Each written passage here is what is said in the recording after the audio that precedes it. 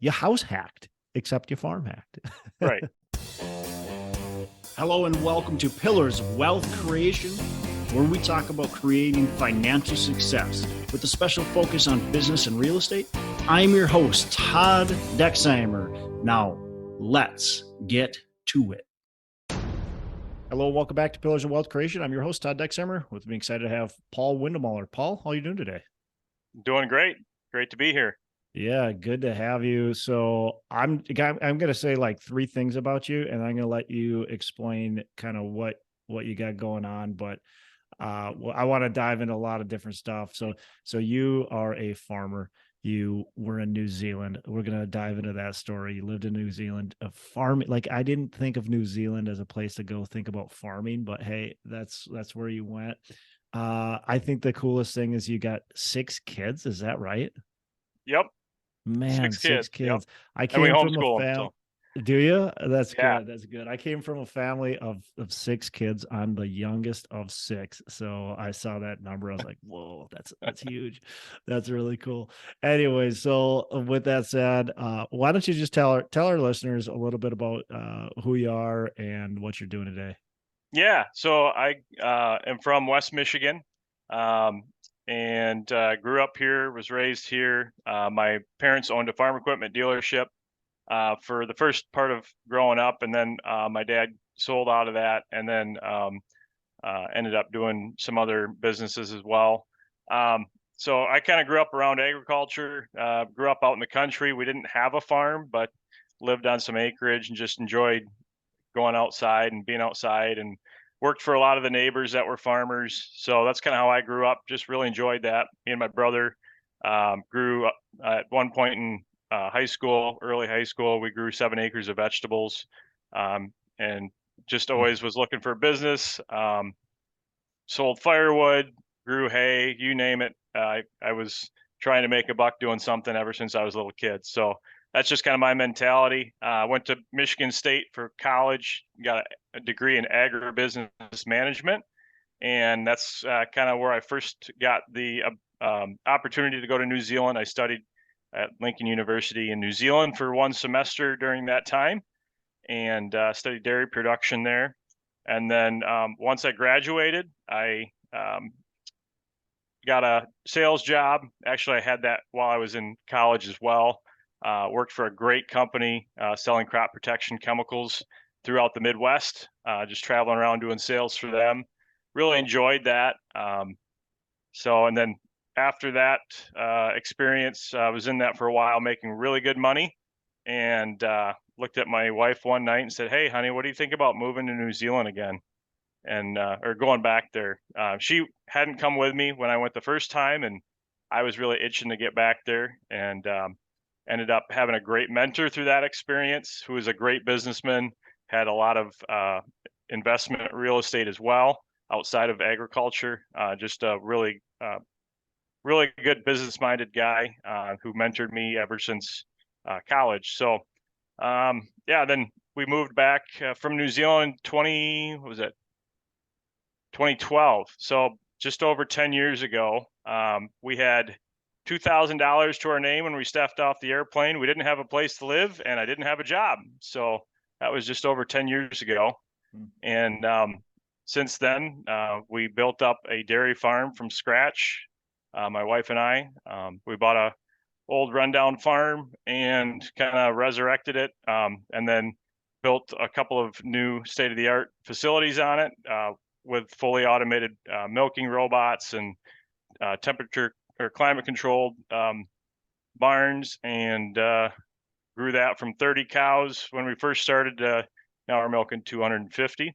Wow. So that's our main business. And then also about a year and a half ago, I got my Series 3 commodity brokerage license, and have been doing risk management planning and several other types of consulting for other farmers. So that's the quick and dirty. Man, lot to unpack there. So was it just like the working in farms and being around the equipment? Because it seems like every farmer I know, their parents were farmers, their dad or their grandpa, or, it's just like somehow in there, or maybe even an uncle, but they somehow took over like a family portion of the business, but you didn't have that. Right. So Right. it was just like, hey, I just been around this my whole, is that what the passion was? Well, ever since I was I was probably 3 years old, hanging out at my dad's farm equipment dealership, talking to farmers, and like, man, I want to do that someday. I want to be a farmer someday. They get to drive tractors, they get to hang out with cows. I want to do that. So that ever since I was just a little kid, could barely walk, I wanted to be a farmer. So How do you start a farm? Like, it's a super expensive business to start. You've got to have land, you've got to have equipment, and the equipment's not cheap. It's not like you're going to Walmart and buying a, $100 piece of equipment. So it's super expensive to start this farm. Like, how do you start without much money? Like, you said you moved from New Zealand back to the US with a couple grand. yeah, and we started our farm with 20 grand. So and How now do you it's a start a farm seven-figure with business. $20,000? What were you doing? Like planting tomatoes? No, that was our dairy. So It the doesn't biggest seem thing that possible. well, most people don't think it is. But that's the problem is especially when you're from a farm yourself, that's what you know, right? You Yeah. don't see a bigger picture. Whereas I came in from the outside and I didn't know how to do it, right? So my focus that I've had, and I think this is a good advice for anyone getting started in investing or building a business, is be laser focused.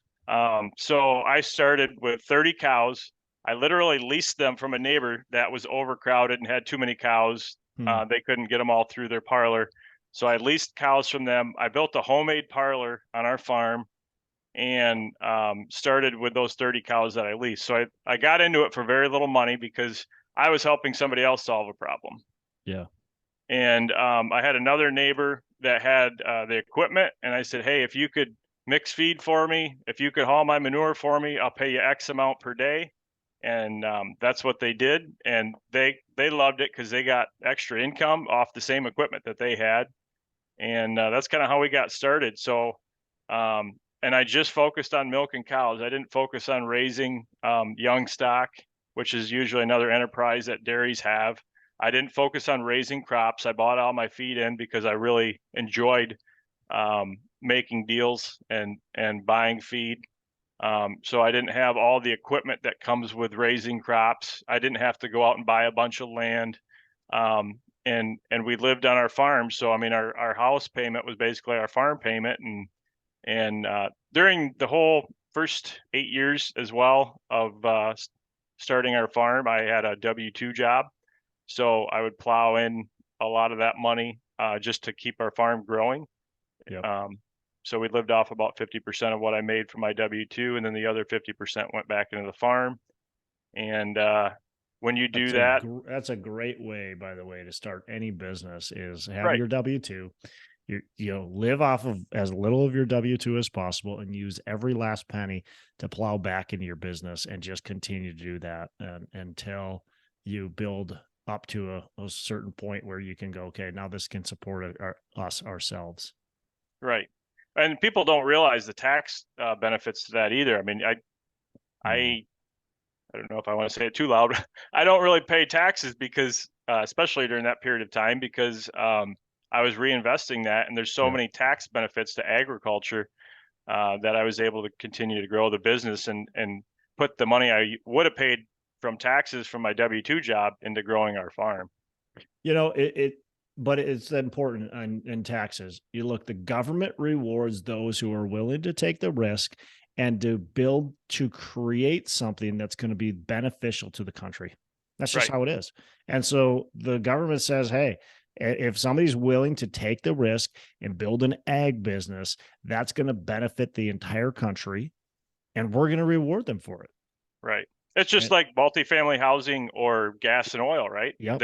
Those are the things the government wants because that's what people need to thrive, and they're going to reward that. and they realize, look, if we don't have people that are willing to do this, we have to now start getting that from outside of our country. That makes us very reliant and very vulnerable. And so it's just not a good place to be. So that's we're going to reward those people. And so, take full advantage of it. It was set up there for that. And yeah, you don't pay a lot of taxes. I don't pay a lot of taxes. And there's a reason for that. The government wants us to do what we're doing in order to create something useful for the rest of the country and take that risk. Otherwise, the risk is a lot harder to take. Right. And there is a lot of risk to it. Like that's another point. When you asked me about those that come from a farm background or come off a farm or already have a farm, I think that's almost more of a hindrance a lot of times. Like for me, I didn't know any better, number one, on the things that you're not supposed to do that actually do work. And number two, my mentality was, hey, I'm investing 20 grand into this. If I give it 5 years and I just screw it up majorly, I'm going to start over doing something else. I can go back and making great money on a W-2. I'm not losing the family farm. Like I'm going to put it all on the line to build this. And if it doesn't work out, it doesn't work out. I'm going to find something else that will. And I think willing to take those risks, right? At that point in time. Because I'm not losing 3 generations of wealth, right? Yeah. I'm not putting that at risk. So well, you're not losing somebody else's money. Yeah. You're not losing somebody else's company. Like you said, you're not putting 3 generations on the line there. And so a lot of farms probably that you've now surpassed are those family farms, and you didn't surpass them because you're somehow inherently like way better. You surpass them because you're willing to take the risks that they're not willing to take, because that's just how it is. Like they're used to doing things the way that have always been done, and they don't want it to step outside. Yep. You are known as the farm hacker. Is the farm hacking? Is it what we just talked about? Or what? Well, so that's another story. Before we even started the dairy, we bought our farm facility, which is on 13 acres. When we originally bought it, it had a house that we lived in. It had a couple of older barns, and then it had a well fenced in pasture. So we bought it, and then within the first month, because I had relationships with a lot of the farmers in the area, I had rented out the pasture to one farm who also rented out one of the barns for storage. And then I rented out the other barn to another farmer in the area that put some of his animals in there, and told him, hey, as long as you bring the feed and stuff, I'll watch them, keep an eye on them for you, so you don't have to come here every day. And which took me 5 minutes a day to check on them. And then my wife and I raised feeder calves in part of one of the other barns. So we bought the place. We needed to put 20% down. We only had enough for 10. So I borrowed 10% from a family member, which had to be paid back within 6 months. So those calves that we raised paid the rest of the down payment, and all the other things that I rented out covered our mortgage, insurance, property tax, and even put, I think it was about $50 a month into our pocket. Wow. And we had a farm. That's cool. That's cool. I never would have thought about like what you've done is, and it's funny because it can be applied at so many different businesses, can it? Yeah. Like, what you've done though is it just shows you the power of like, just look, you've got to, like you said, you've got to be laser focused. You got to figure out what you want, be laser focused, and then figure out how you're going to start it. And you don't need the whole thing. Like I said, I was going at the beginning, like, how are you starting a farm, man? With a couple grand, like, what do you do? What do you do? You can't start a farm. You got to buy tractors. You got to buy a bunch of equipment. You got to have the land. You got to have the cattle. Like, come on, you can't do that. It's going to take you hundreds of thousands of dollars, not just a couple thousand. And you're like, yeah, no, this is how I did it. And it's because you're able to just go, this is what I'm focused on. This is what I want. And how do I do this? How do I start this without a ton of money? And you house hacked. except you farm hacked. Right. Yep. So, Yep. I think the other important lesson from that too is a lot of the farmer mentality is independence, right? Whereas my mentality is collaboration. So I made something or worked out a deal where it was good for the neighbor that I leased the cows from when I first started. Now I own them all, but at that point it worked out good for them. So it helped them out. My other neighbor had assets that he could utilize better and make money off of. So that helped him out and it helped me out. So looking for ways to collaborate and making sure that somebody that's going to help you with your business is also going to be rewarded for it. I think that's a really important lesson in agriculture. You see so many times, I'm going to buy all my own equipment because I don't want that guy to do it for me. yeah. I don't want to rely on him. I don't want to put $1 in his pocket. Why do you think it's that mentality? Because yeah, you're 100% right. A lot of the, you know, I'm in Minnesota. I hang around, not a ton of farmers, but I do hang around some farmers, and you know, I go up into like the northern part of our Minnesota and Wisconsin, and it's that mentality is kind of all around. Why do you think it is? Like, what and how can you change it? Can you change it? Well, I think the people that have found that they've been extremely successful because you can grow so much quicker and be so much more efficient. And in a commodity business, it's all about efficiency.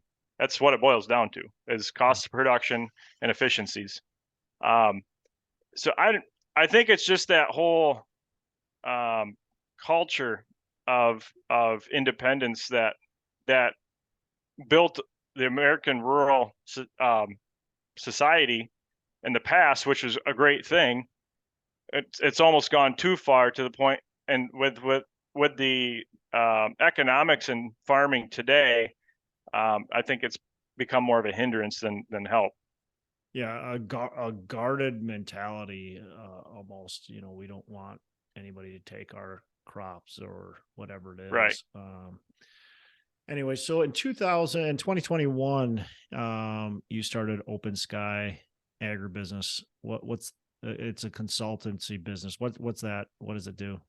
Yeah, so I was in another dairy farm as a partner for a few years, and decided to part ways with my partner in that, and then kind of looking for something to do after that project.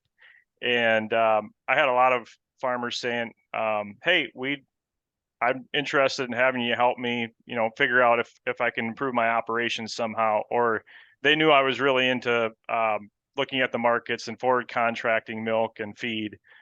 So they were asking me how to, you know, if I could help them put together a plan for their farm. And then I got a little worried that if I go too far with this, then I might get in trouble if I don't get licensed. So then I got my commodity broker license just to cover myself liability wise, helping people put stuff together. But yeah, it just kind of grew out of people asking me to help them with things that they knew I was strong at, because they saw me be successful in those areas.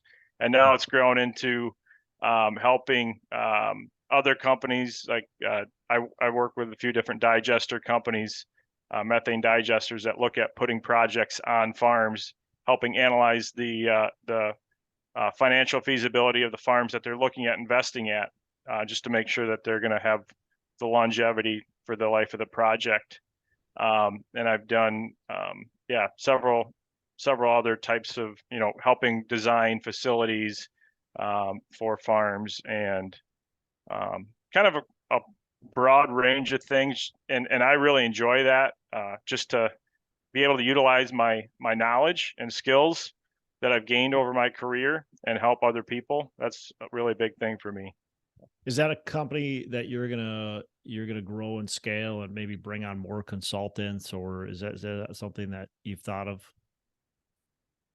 I don't know if I'd necessarily scale the consulting side of it. What I'm looking at doing right now is I would like to continue to take on more work with that, but almost morphing it into potentially a private investment fund. because through that, I see so many opportunities where farms are like, well, we're looking at selling, or, there's just word of mouth opportunities for investment that if I Sure. had the capital put together, would be some really great projects and really great investments in the agriculture space. So have you done a private placement yet? not yet. No. It's intriguing. Obviously, is that a common place in the farming industry as private placements, is putting together, a syndication basically? Very, very little of that happens in the, you see it once in a great while internationally, where you get some private placements, and then they'll go out to, Costa Rica or Colombia and buy up some really cheap land and put some infrastructure there, because it's the industries are so fragmented in those developing countries that there's a huge upside potential, but there's also a lot of risk, because with developing countries, usually they're less stable. So yeah, interesting. That would be interesting. I'd love to, if you end up doing that, I'd love to have you back on the show and just to talk about the details of it, because I think it's always intriguing. Obviously, I raised money for multifamily, for some commercial real estate and assisted living, and that's just kind of commonplace. It's almost expected for the most part to come with private equity, family office, things like that. But what you're talking about is just not really commonplace. So I'd love to hear it if you end up going that route, and how it works and how the profitability is. And there's a lot of government incentives too. We already talked about some of the tax breaks, but there's a lot of other government incentives for the ag business as well. correct. And I think that's a great opportunity, that there's a lot of tax credits available. So people that need to offset some high W-2 income or something to that nature, they can take advantage of those. And also you could too, almost just sell those tax credits, quite frankly, where they wouldn't even necessarily have to be investors. You could potentially pre-sell tax credits at a slight discount. yeah, I'm actually looking at a project for solar for doing that right now. So Yeah. There's just so much out there. It's exciting. Obviously, you don't want to get too much of the shiny object syndrome, right. but it's exciting that how much opportunity there is out there.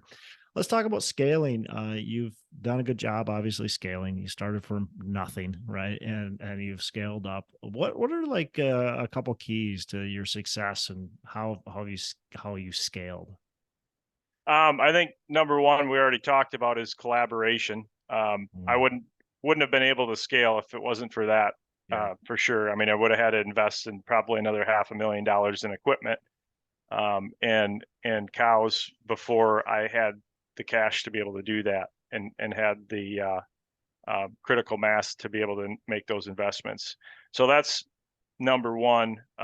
Number two, I think the low hanging fruit in agriculture right now is technology adoption. So I was one of the first. I was probably one of the first 5 in the whole West, actually probably in our whole state, to put robotic milkers in. And we put those in less than 3 years after I started milking, after we started our farm. So I would say on the technology, I've been not necessarily a first comer, but an early adopter. That's been a game changer. That's had huge labor savings. Now, does now every farm have them, or most farms have them? No, they're definitely a lot more popular than they were when I first put them in. And you'll see a lot of the robotic milkers in the smaller size farms now, whereas the larger farms have other automation efficiencies that they can put on their larger parlors that would still make it more labor efficient than if they put robot milkers in. So there's kind of a hollowing out of the mid-size farms, because they're kind of too big for the smaller technology, and they're too small for the larger technology. So but that's been a big one, is technology. the profitability is to either go really big or stay fairly small. Yeah, and that's the Right. other thing with the size I'm at. The reason I really haven't grown beyond that with our current location is that's really going back to the government incentives. That's where the dairy programs kind of max out at. So Hmm. um, if I take full advantage of those programs and I'm not an idiot, I'm going to make money. So Yeah. that's a pretty good spot to be, right? Yeah. In a commodity business, if you can get to that point, you're doing pretty good. That's good. That's good. So tech adaptation and collaboration. Anything else?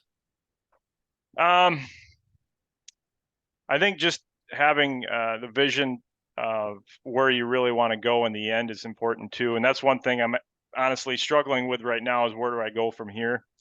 Hmm. Um, and that was really why I'm looking at more of that private funding because I do still want to grow, but I don't want to. I'm at the point, like I said, we have 6 kids. I don't want to put 100% of my wealth on the line every day anymore. So Yeah. I want to be able to still scale and utilize my talents that I have, but not put all of our wealth at risk every day. Yeah, and that's always a challenge, right? Is Mm-hmm. you know how you grew at the beginning, and that was to take the risk. That was to Yeah, say, you know what, this 20 grand, I can get it back. Like if I lose this, it sucks, but I can work and I can get that back. And we're gonna take this risk and we're gonna make this happen. Like I'm burning the ships and we're doing this, right? But then all of a sudden you get to a size, you get to a point, and you're like, this is pretty good. I'd still love to grow. I want to grow, but I also don't want to ruin what I have. That's a challenge. Like, how do you, how do you go from where you're at and step it to the next level? I think that's the biggest challenge for any entrepreneur, for myself included, is always like you look at what you got, and you go, this is pretty good. Do I really want to risk it? And you're like, yeah, I do, but it's this push and pull. Well, is there anything that like any words of advice there for people who are in that category? oh boy. You're struggling with the same thing, so it's like it's hard, I'm right? struggling with it right now. I think for me it's important that my wife and I are on the same page. Is Mm, we're like right now I'm really focused on my family. I've got 6 kids that I have a small window of time to impact, right? And I yeah, want to be there for that. I also want to and our business throws off enough income for us to live the lifestyle that we enjoy without growing it anymore. So um, now it's really about making sure that I'm um, enjoying the time with my family, but mm, also on the business side, it's um, I'm my faith is very important to me, and I feel like God put me here for a reason, and He gave me talents and experiences that a lot of people don't get, and I need to utilize those for His glory. yeah. And You can't so, just sit on outside of the them. money, it's really about making sure I'm being useful Yeah, while I'm here. yeah. And that's I'm very cut very similar to that. Is like, hey, look, I could just ride off into the sunset, Right? and that would be fine. But is that why I was put here? Is that my highest purpose? And also, too, I don't have 6 kids. I got 2 kids though that look at me, and whether you like it or not, they're looking at what you do, and that's Hmm. going to influence what they do. And do you want your kids to live with a high purpose, or do you want your kids to just kind of go by life Right. and just not care that much? So kind of also look at that and go, you know what, if I stop building, if I stop growing, if I stop trying to improve myself, what's that going to tell my kids? Yeah. They're at a very impressionable age. They don't know that I'm, what I've done leading up to this. They know what they know right now. Yep. So talk about, we're already starting to talk about it. So talk about living with a purpose and living out your passions. Yeah. So that's been I kind of had to refocus that after the partnership that I was in on another dairy, where I was literally working 100 hours a week for about 3 years Mm, between that wow. farm and my home farm, and I can tell you working 100 hours a week is not good for a marriage, and it's not good for raising children. No. So after that whole deal, exiting that, I really needed to refocus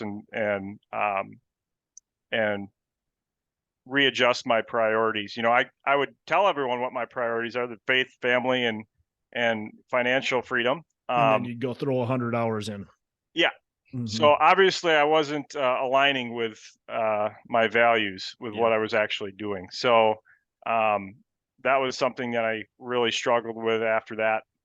Like, hey, I'm not doing what I say is important to me.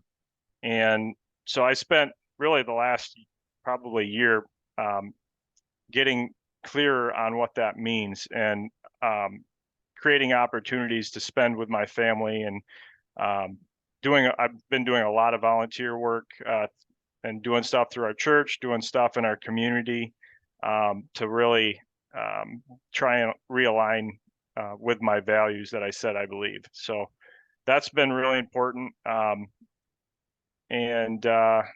Yeah, that's just spending time with kids and my wife. Now we have probably the best our marriage has ever been. The relationships with my kids have by far the best they've ever been, and just really enjoying that time together right now. And looking at 10 years from now, most of them are going to be out of the house. So at that point, I also want to make sure that I've still can be a contributor at that point, maybe even more so than I am now. Yep. Love it. All right, Paul. So we're going to transition and talk about a couple little last things. How do you like to give back? So we like I said, we do a lot through church. Also in our community, I'm a big fan of ag education, and a friend and I have started just kind of out of the blue. We met together for breakfast one day. We started a group. He's an educator in ag education, and just wanted to put together something in our county where kids have the opportunity to learn about farming, learn about agriculture, the importance of it. And it's one of the biggest industries in our county as well, and it's very diverse. We live in a great area. We're one of the most agriculturally diverse counties in the U.S. And so there's a lot of opportunities for careers. There's a lot of opportunities just for kids to learn great values and skills. So we're working right now with a lot of stakeholders in our county, from the county commissioners to the Michigan State Extension to a bunch of different education levels in the county, the public schools, and getting a lot of the stakeholders together at the table. We just had a meeting yesterday about this, and putting together great ideas and great opportunities to educate kids in our county about agriculture. So that's kind of a passion project of mine I'm working on right now, spending quite a bit of time doing that. But yeah, just we just like to give back as a family too, just going to nursing homes and singing with our family during Christmas and random stuff like that to be able to show our kids, we need to be part of this community and give to those that are in need. And it's not always money. Yeah. That's great. Love that. What's a favorite book you can pass on to our listeners? I love reading. So I listen to and read probably 4 or 5 books a month on average. I'm a big fan of history, so I listen to probably one autobiography every month. So I guess on that side of things, probably the autobiography of John D. Rockefeller has been a really interesting read, talking about how he built his wealth, and then the issues that he had when he had wealth, trying to stay ahead of it building and be able to invest it fast enough and give it away fast enough. I thought that was a really interesting problem. It's a unique problem, that's for sure. Yeah. But it was a very interesting story. And then another book recently. I wouldn't say it's my favorite, but it's a really good one that I've enjoyed. That's really helped me again retrain where my mind's at with things. Is called Die with Zero.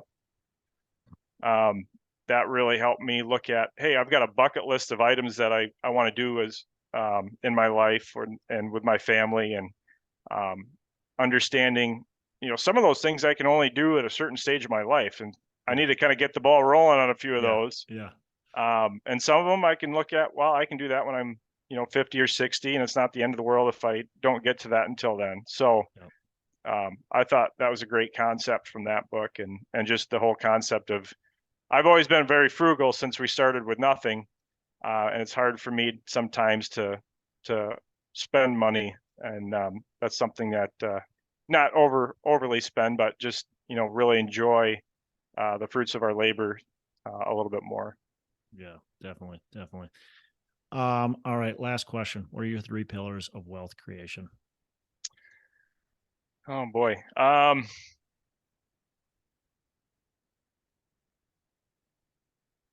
I think it goes back to vision, collaboration. I need one more, huh?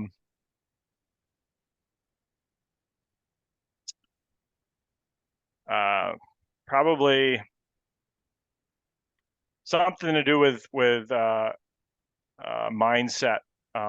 Just being able to think outside the box and be creative. You can pick a good word that would fit that. I don't know, but we're going to say creativity. There you go. There you go. Think outside the box, be creative. I agree with that. Paul, anything else you want to pass to our listeners? Anything that you've been wanting to say? I guess if anyone's interested in the whole agricultural realm, especially agricultural investments, I'm more than happy to have them reach out to me and chat. So I love talking about farming with people. How can they get in touch with you? I'm on Facebook, LinkedIn. You can just find me at Paul Windemuller. I have an Instagram account for our farm. It's Dream Winds Dairy. So those are really, I'm not huge on social media, but you can also email me, Paul at openskyaagribusiness.com. All right, perfect. We're going to put those in the show notes. People will be able to get in touch with you. Perfect. Paul, really appreciate it. And man, you have a fantastic rest of the day. Awesome. Thanks, Todd. Hey, thanks so much for listening. I appreciate you being a loyal listener. I would love to have you go on to our Facebook page and subscribe. Give us a thumbs up. Go on to iTunes or wherever you listen and give us a rating and review. Don't forget to subscribe. Your rating and review just helps us push this out to more and more people and continue to grow our audience and hopefully positively affect a ton of people out there that really need this and want this. So the other thing I've got for you is a free ebook on my website. So go on to venturedproperties.com, and download our free ebook on real estate and on syndication. And I've got some data points in there, some really good stuff for you. So I'd love to have you take a look at that. It's free. I'm not expecting anything from it. And also, look, if you want some help in multifamily, want some help learning, growing, getting your business off the ground, I would love to talk to you about what it would look like to work with me potentially and see if that's a good fit. So you can go to coachwithdex.com and check that out, and we can definitely have a call. Thanks a lot for listening. You make it a fantastic rest of the day. I'll catch you on the next episode.